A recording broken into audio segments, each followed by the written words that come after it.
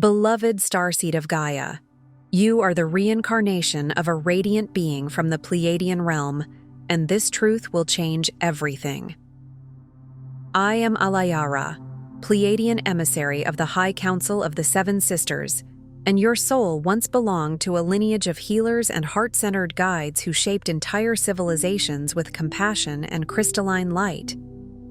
You came back to Gaia carrying their softness, their wisdom, their emotional intelligence, and their divine ability to awaken others through presence alone. Your sensitivity is not weakness. It is ancient Pleiadian power resurfacing through your human vessel. By the end of this transmission, you'll understand exactly how to anchor your Pleiadian healing lineage and activate the heart-centered mission you came here to fulfill. But here's the first revelation. Your gentle nature is the same frequency that once guided star nations toward unity consciousness across the Seven Sisters. This isn't content. It's a light code transmission from your star family. Something deep within your DNA recognizes home frequency in these words, because the Pleiades placed this message directly in your path. In this transmission, I'll help you remember the luminous identity you once held in our star system and how it's rising again inside your awakening consciousness. Your heart called this moment into existence, and we are answering with the remembrance codes you've been seeking. You are remembering because it is time. Most people sense longing as a memory of places they've never visited or a family they've never met. But for you, and for every Pleiadian starseed on this earth, the ache is something different. It pulses from a frequency, a resonance woven long before your first breath in this body. Your soul carries the signature of the Seven Sisters, a crystalline remembrance tangled in veils of forgetting. It's why the world often feels dense, and why your heart aches for a connection no human story can fully name. It can feel like walking through a city made of heavy stone while you remember, without remembering, what it's like to live in light. You may be surrounded by people and still feel like you're listening to life through a wall, as if the true language of home has been muffled. Sometimes the longing arrives at strange times, when sunlight hits a window just right, and for one brief second, it looks like liquid gold. When you hear a certain tone in music that makes your chest tighten. When you stare at the night sky and your body reacts before your mind can form a thought. That reaction is not drama. It is not you being too sensitive. It is your inner instrument recognizing an ancient chord. The ache is not weakness. It is the evidence that your soul has known something exquisitely whole. The world calls it nostalgia. Your spirit knows it as a signal, a beacon from within, as if a star inside your ribcage is tapping gently against bone saying, "Remember, remember, remember." And if you've ever wondered why you can't fully explain it to anyone, why words fail, why you become quiet when you try, it's because this longing is older than language. It is encoded in you like a song that existed before the mouth existed to sing it. It's in the way you love, the way you grieve beauty, the way you instinctively search for kindness in a world trained to barter affection. Your soul is remembering a home where love was not earned, not negotiated, not rationed. It simply was. And you came from that. You carry that. Even if your life has tried to convince you otherwise, here's the quiet truth the world rarely tells. The deeper ache isn't loneliness. It's separation from the heart-based unity you once knew, the harmony of your star family, and the pure light of your Pleiadian origin. Before you arrived here, your essence flowed in seamless unity. Each thought, each breath, an elegant note in the chorus of Alcyone's light. There is a kind of communion where individuality is not erased but harmonized, where beings remain distinct like stars in a constellation, yet connected like threads in a single garment of living radiance. It's not a hive mind, it's a heart mind. It's coherence. It's the peace that comes when nothing in you needs to defend itself. Imagine a realm where emotion is not weaponized, where transparency is safety, where the very atmosphere carries reassurance. The closest Earth comparison might be the feeling of being held by someone who truly sees you. Except there, that feeling is not occasional. It is the foundation. Here, density distorts that music. It's like taking a pristine crystal tone and pushing it through a thick, cracked speaker. The tone survives, but it arrives strained. And when you are a being who came to communicate through resonance, through subtlety, through the language of the heart, the distortion can feel like exile. Society programs you to doubt your subtle wisdom, to shrink your radiance, to withhold the love that once was currency. You were trained, often without anyone meaning to harm you, to value proof over knowing, performance over presence, productivity over peace. You may have been told directly or indirectly, don't be so intense, don't be so soft, don't talk about what you feel, don't trust what you sense, don't make others uncomfortable with your truth. The world rewards conformity over authenticity. It drowns out that ancient calling whispering through your DNA, a longing to return home, to once again embody the living presence of crystalline light. And yet even Scripture, in its own sacred language, hints at this deeper homesickness. For now we see through a glass darkly, but then face to face. That feeling of seeing through a glass darkly, of sensing something truer than what appears, has followed you for years. You've always known there is more to life than the surface. You've always felt that humanity is capable of something gentler, something brighter, something that doesn't require cruelty to function. That knowing is not naivety, it's memory. It's your inner compass pointing toward coherence, and you can feel the difference between a life lived from the mind alone and a life lived from the heart as a living sun. When you forget your origin, you may chase love like a thirsty traveler chasing mirages. When you remember your origin, you become the well. The longing begins to change from pain into direction. Why do so many Pleiadian souls walk in confusion, hearts heavy with amnesia? Because Earth, by design, dims what is brightest, not to punish, but to catalyze the most profound remembrance. This world is a classroom of contrast, and not the kind of classroom that hands out gentle lessons. Earth offers gravity, literal and energetic. Gravity is not evil. Gravity is what gives shape. But for a soul used to lightness, gravity can feel like grief. You agreed, at a soul level, to walk through these veils, to forget for a while, so your remembering would ignite the grid that unites Gaia with the stars. Think of it like planting a luminous seed in dark soil. The darkness is not the seed's enemy. It is the environment that forces the seed to awaken what it carries. It's not punishment. It's the portal through which your wisdom, light, and guidance can return, not as dogma or authority, but as embodied truth. You are the bridge between worlds, but your own self-doubt and the inherited fear of your own brightness are the final barriers to reunion. Because when you carry the frequency of unity, the fractured parts of this world will try to negotiate with you. They will try to make you smaller so they can feel safer. They will try to label you, too spiritual, too emotional, too strange, because labels are how the mind tames what it cannot measure. But your soul does not exist to be measured. Your soul exists to be expressed. The crystalline codes are not missing.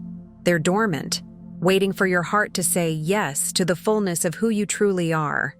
An emissary of love, seated by the Pleiades to radiate unity consciousness in a fragmented world.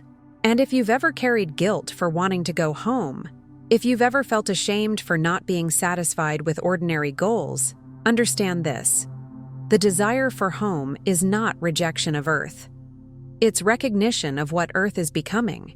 It's the blueprint inside you insisting that the future can be kinder. It's your inner light refusing to accept that suffering is the only teacher. You came not to glorify pain, but to alchemize it. Even the ancient line, "You are the light of the world," isn't merely poetic. It's instruction. Not the light of an ego seeking attention, but the light of a lamp placed where it can illuminate. Your longing is the oil in that lamp. Your remembrance is the flame. Some souls need proof. Yours needs remembrance, If what you just heard resonated in a place beyond words, that ancient knowing place in your heart, then you're being guided to the next step.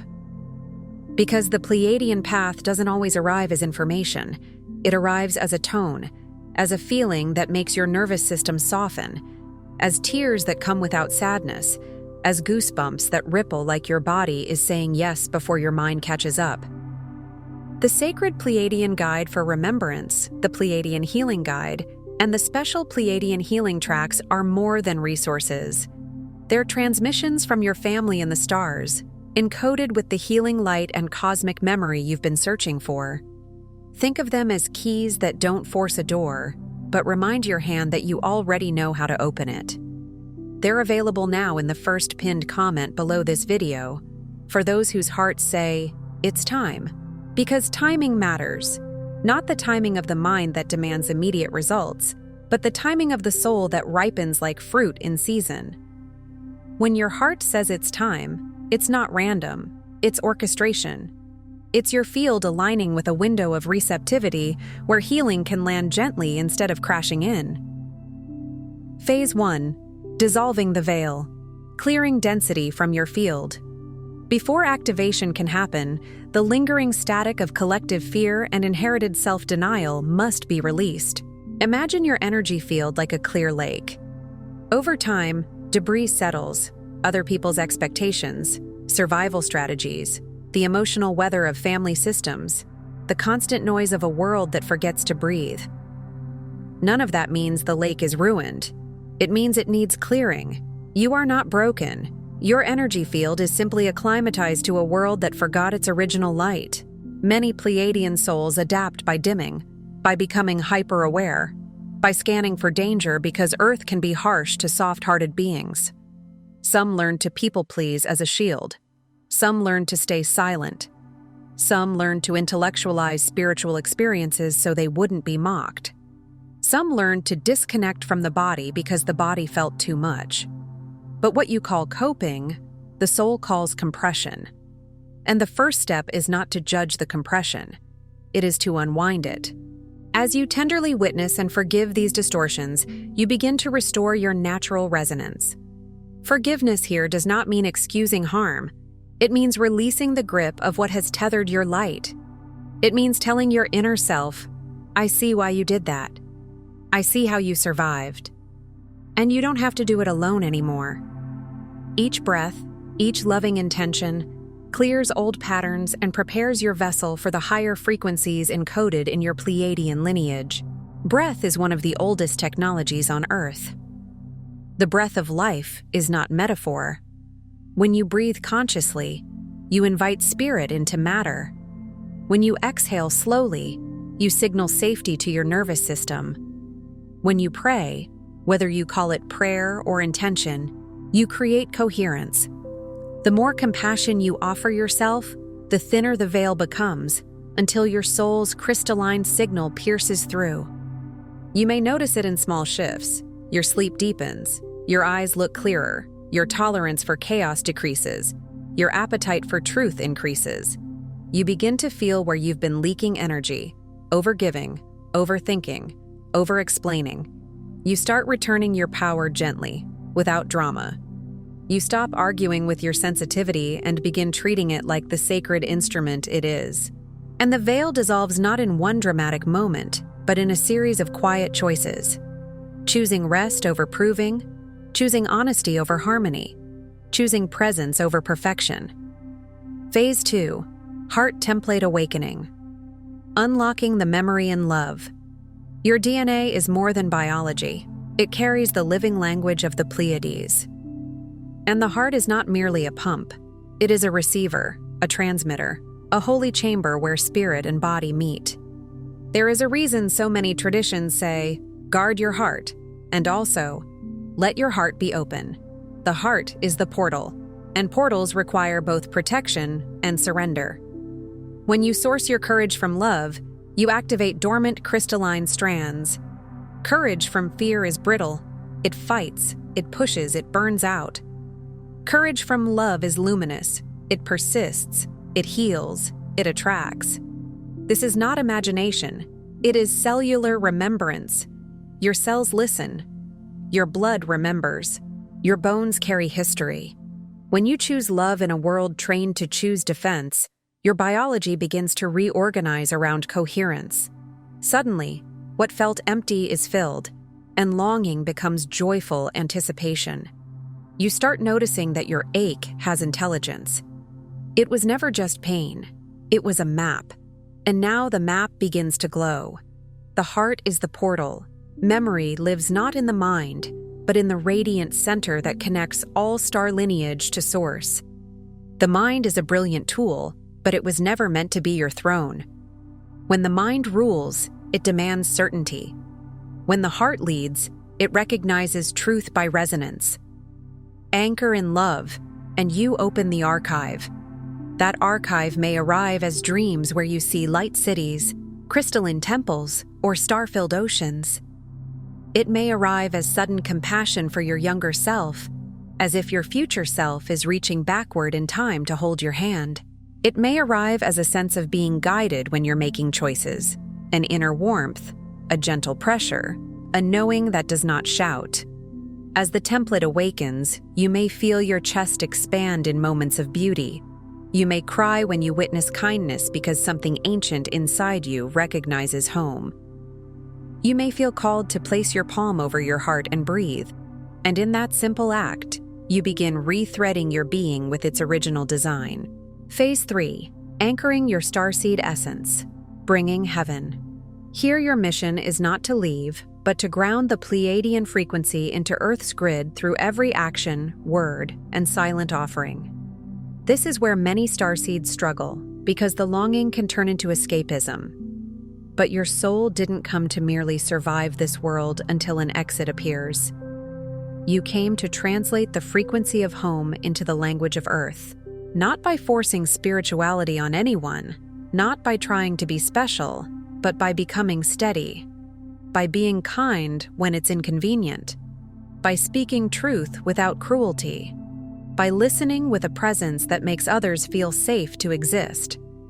Authenticity is your vehicle.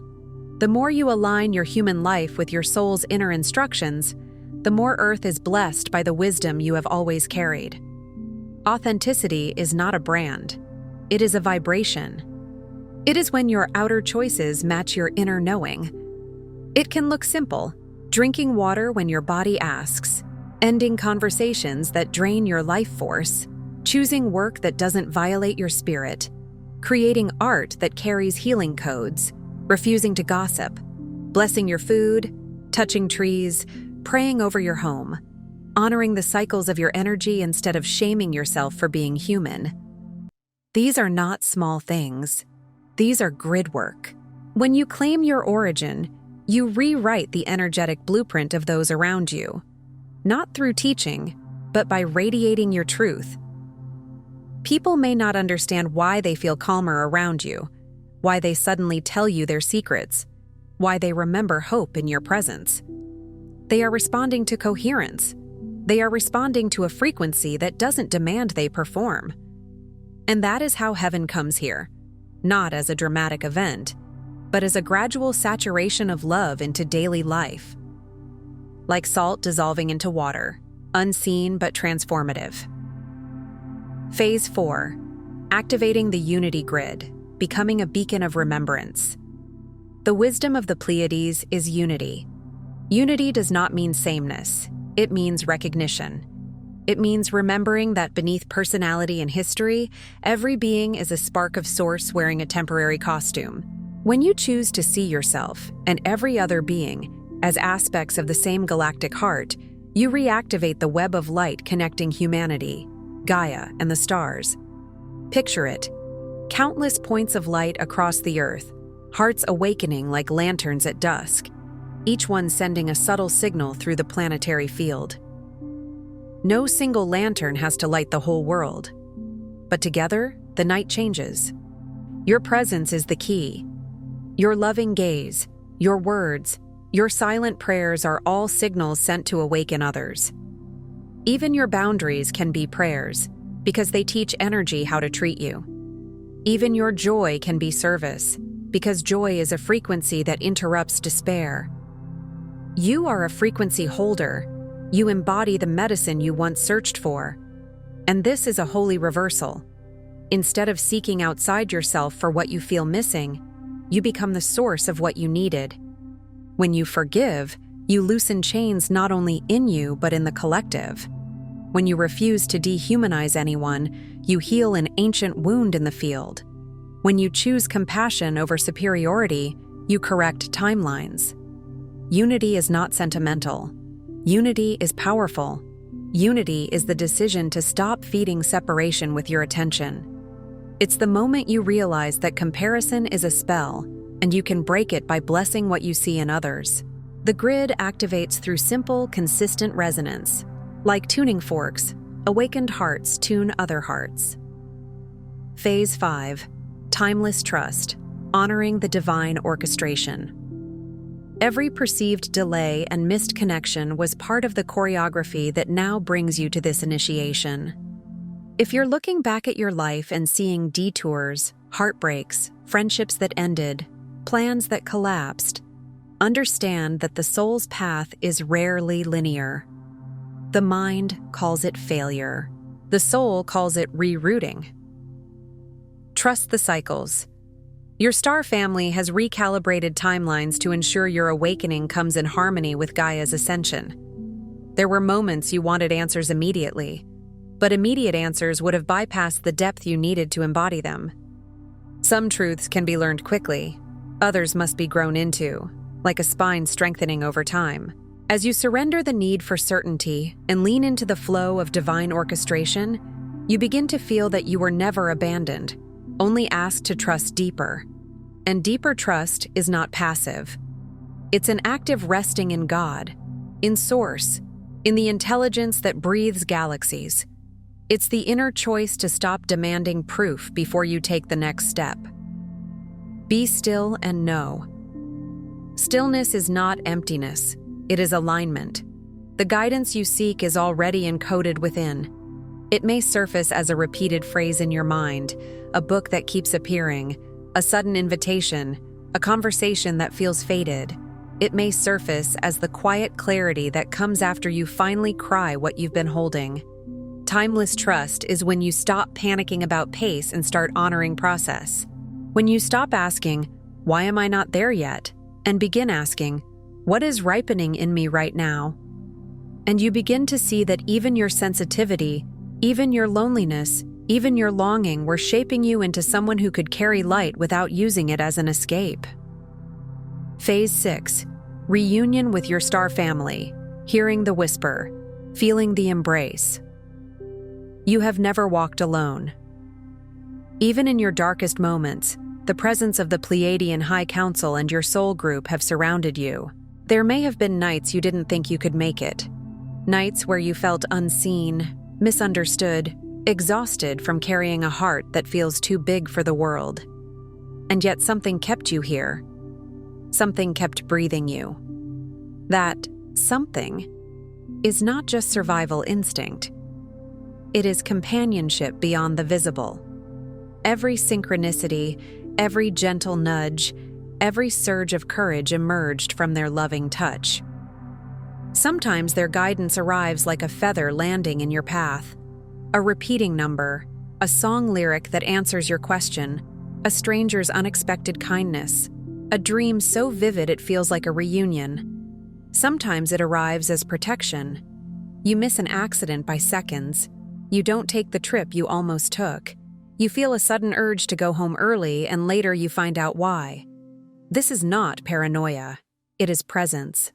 As you open your heart even just a fraction, you may sense the soft joy of their reunion. It can feel like warmth around your shoulders, like a pressure at the crown of your head, like tears that come with no story attached, tears that feel like recognition. The invisible becomes tangible. You experience belonging, not as a concept, but as a steady frequency flowing into your awareness. And you may notice a shift. You stop begging the world to be your source of belonging, and you start feeling held from within. Not isolated, held. Not separate, connected. It doesn't mean human relationships stop mattering. It means you no longer ask them to do what only Source can do. You begin to love humans more freely because you're not starving for them to complete you. You can finally meet them as they are, without shrinking yourself or inflating them. Reunion is not always a dramatic vision. Often, it's a quiet homecoming in the nervous system, a sense that you can exhale. Phase 7. Embodying the luminous bridge, becoming the living frequency of home. You did not come here merely to remember. You came to bring remembrance into form. Memory without embodiment is a beautiful dream that fades in the morning. Embodiment is when the dream becomes breath, becomes hands, becomes choices, becomes how you treat yourself when no one is watching. Each moment you embody unconditional love, authentic wisdom, and gentle guidance. You anchor the golden radiance of Alcyone into the very soil of Gaia. Imagine your feet as roots of light, sinking into the earth, offering her the frequency you carry.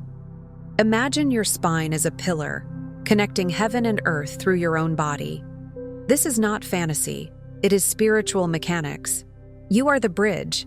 Your living presence is a beacon calling others home, not to the stars, but to the truth of unity, right here on Earth. And this is the deepest Pleiadian teaching.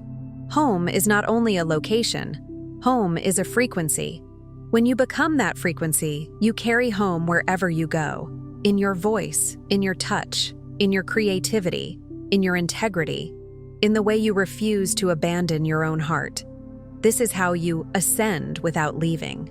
You rise in vibration while remaining rooted in compassion. You become the kind of person whose very existence is permission for others to soften. The message you've waited your whole life to remember is this: you are not disconnected, and you have never been lost. Every ache, every memory of something greater, every tear was your heart's compass guiding you, in perfect timing, through the spiral of forgetting, so that your remembrance would light the way not only for yourself, but for those still searching in shadow. There are people you will never meet who will be affected by your choice to heal. There are children being born into new frequencies who need elders of light to hold the field steady. There are timelines bending quietly because you chose love when you could have chosen numbness. Imagine your star family gathered in the light of the 7 sisters, beaming pride and love with every pulse of your reawakening.